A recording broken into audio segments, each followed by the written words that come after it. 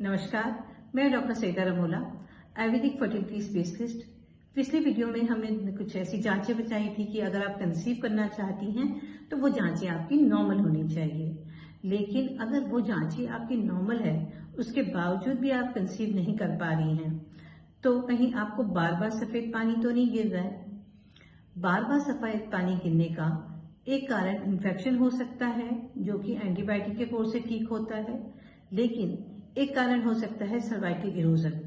Cervical erosion का मतलब होता है कि आपके बच्चेदानी के मुंह पे, यानी कि सर्विक्स में जो है, बच्चेदानी का जो मुंह होता है उसे सर्विक्स कहते हैं, उसमें अगर घाव हो जाते हैं तो उसको कहते हैं सर्वाइकल इरोजन। और जब ऐसा होता है तो जो वहां का पीएच होता है, यानी कि जो वजाइना का नेचर होता है, वो चेंज हो जाता है।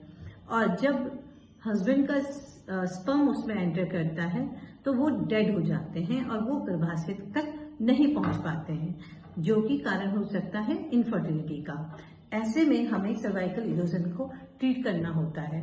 और सर्वाइकल इरोजन को ट्रीट करने के लिए आयुर्वेद में क्षारकर्म का प्रयोग किया जाता है।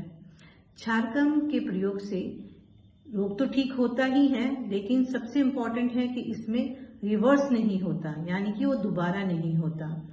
क्षारकर्म के अलावा अगर हम कॉटरी से उसको ठीक करना चाहें सर्वाइकल इरोजन को, तो ठीक तो हो जाता है, लेकिन उसमें ये होता है कि वो दोबारा हो सकता है।